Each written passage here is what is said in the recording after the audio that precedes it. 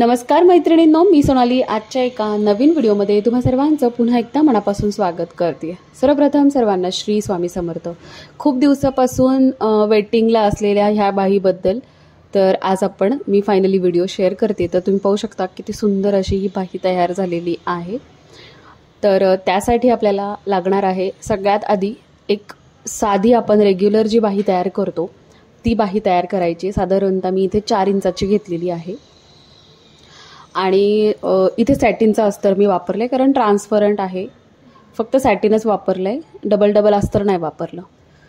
तर जे main fabric आहे ब्लाउजचं त्याच्या उलट्या बाजूला सरळ बाजूला मी सॅटिनचं फॅब्रिक ठेवलंय आणि बॉटमला टेप टाकून पलटी करून अशी प्रॉपर अशी बाही तयार करून घेतलेली आहे। साइडचे जे काही एक्स्ट्रा मेन फॅब्रिकचे पार्ट्स आहेत उरलेले अस्तरच्या बाहेर ते सगळे कट करून घेतले। अशी सिंपल अशी आपली एक बाही तयार झालेली आहे। आता हे छोटं माप आहे त्यामुळे मोठ्या मापामध्ये सुद्धा तुम्हाला सेमच करायचे, काहीच बदल नाही करायचे।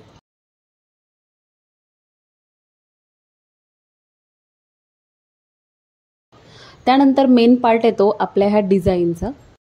तर ह्या डिझाईनसाठी आपल्याला ब्लाउजचंच म्हणजे जे ब्लाउज पीसचं कापड आहे तेच लागणार आहे। ते घ्यायचं आहे आपल्याला। साधारणतः मी इथे बघा डबल फोल्ड कापड घेतलंय। त्याची उंची जी आहे ती 13 इंच घ्यायची आहे। त्यानंतर रुंदी आपल्याला 2 बाजूला घ्यायची आहे। खालच्या बाजूला 7 इंच आणि वरच्या बाजूला 4 इंच आणि जे 7 इंच आणि 4 इंच आहेत ते पार्ट आपल्याला जोडून घ्यायचे।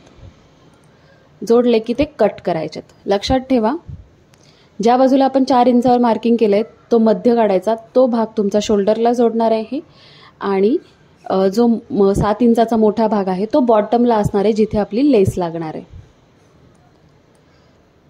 आता जी 7 इंचाची बाजू आहे ती डबल 14 इंच तयार झालेली आहे।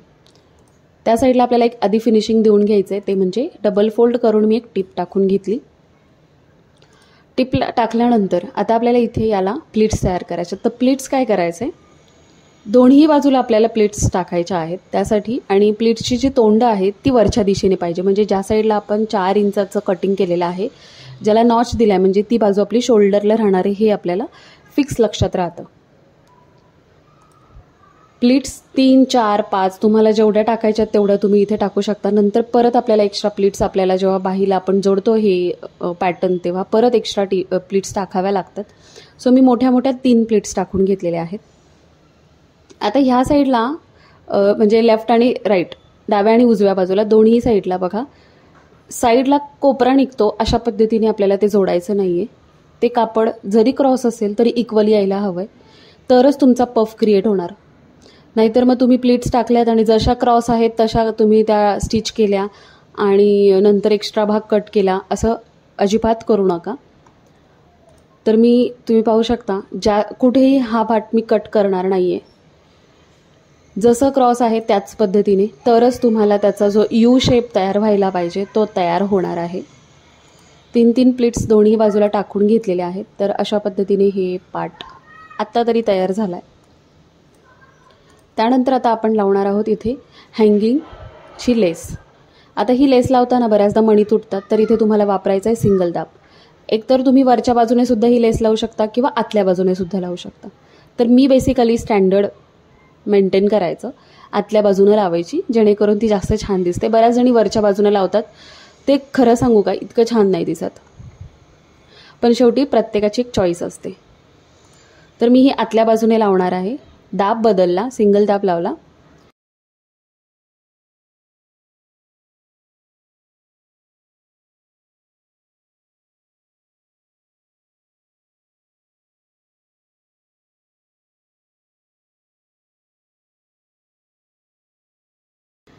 ज्या साईडनं तुमचे मणी असणार आहेत त्या साईडनं ओपन दाब ठेवायचा आणि ही लेस मी जॉईन करून घेतली प्रॉपर। कॉर्नरचे जे एक्स्ट्रा भाग ठेवले ते सुद्धा कट केले। कुठे दोऱ्यांमधून मणी काढले असतील तर तुम्ही ते दोऱ्यांना गाठ मारा, म्हणजे बाकीचे मणी ओघळणार नाहीत।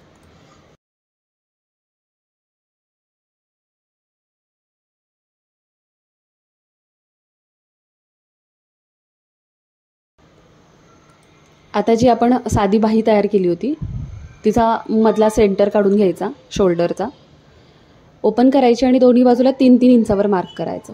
आता हे 3-3 इंच छोट्या साईजसाठी, तुमची जर मोठी साईज असेल म्हणजे 36पेक्षा पुढे, तर तुम्ही 4-4.5 इंचावरती हे मार्किंग करू शकता.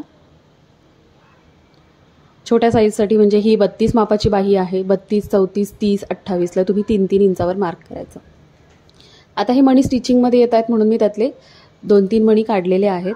इथे सुद्धा मी सिंगल दाबच वापरते. आता बाहीच्या या बाजूने लेसचा एक कोपरा घेतलाय आणि इथे सुद्धा प्लीट्स टाकायच्या. प्लीट्सची तोंड जी आहेत ती आपल्याला पलीकडच्या बाजूने घ्यायची, म्हणजे सेंटरच्या बाजूला जो आपण मेन सेंटर टाकला इथे सुद्धा तुम्ही प्लीट्स टाकून ॲडजस्ट करायचे. आता ह्या पार्टला आपण एक सेंटर काढलेला आहे, तो लक्षात ठेवा. तो सेंटर आणि बाहीचा सेंटर मॅच झाला पाहिजे. अशा पद्धतीने आपल्याला पफसाठी प्लीट्स टाकायच्यात.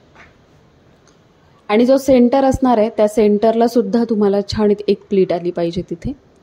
अशा पद्धतीने हे मॅच करायचे आणि सेंटरपासून पुढे परत पलीकडच्या बाजूला 3 इंचापर्यंत तुमच्या लेसचं दुसरं टोक आलं पाहिजे. असं हे प्रॉपर ॲडजस्ट करून तुम्हाला पफसाठी या प्लीट्स तयार करायच्या, तरच तुमचा छान असा पफ तयार होणार आहे. आणि बाहीचा जो पॅटर्न आहे तो प्रॉपर खुलून येणार आहे आणि तो असा एकदम दिसताना सुद्धा छान दिसेल.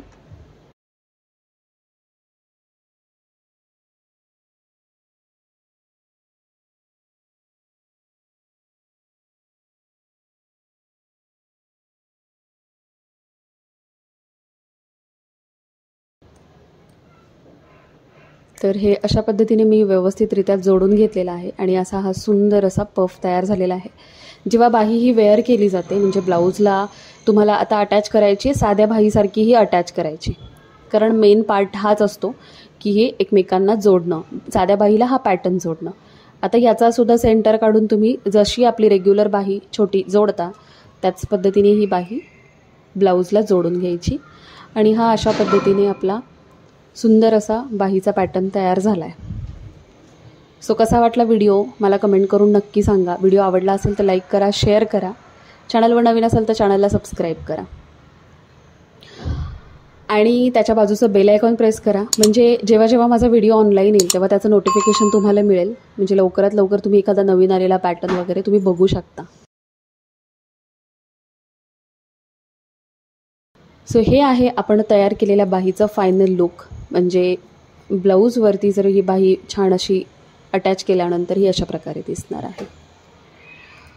सो चला मग भेटूया एका नवीन आणि छानशा व्हिडिओसोबत. Bye bye.